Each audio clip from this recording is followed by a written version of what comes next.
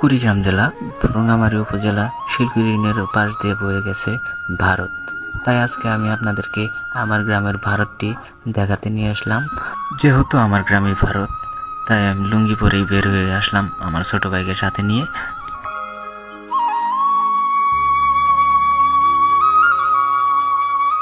ইতিমধ্যে আপনারা দেখতে পাচ্ছেন আমরা চলে আসলাম এই ভারতের সীমান্ত এলাকায়। এই রাস্তাটি গেছে বাংলাদেশ।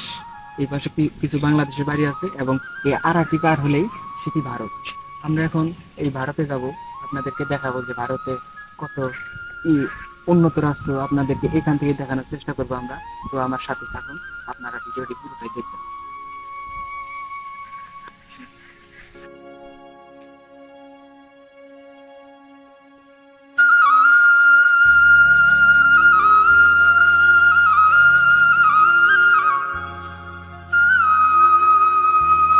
এই তো আমরা প্রবেশ করলাম ভারতের ভিতরে।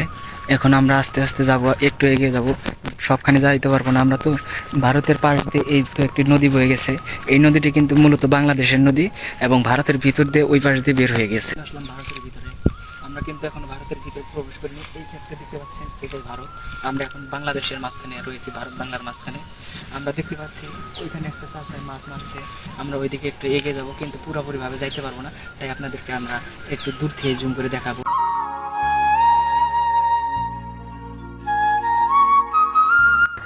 ভারতের এই পাশে কিন্তু কোনো কাঁটাতারের বেড়া এবং কোনো পিলার নেই, তাই আমরা অনায়াসে ভারতের ভিতরে ঢুকতে পারলাম।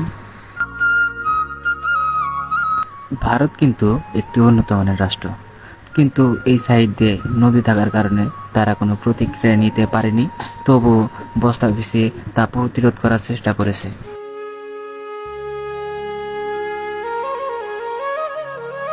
তো বন্ধুরা, ফাইনালি আমরা ভারতে এসে পৌঁছে গেলাম।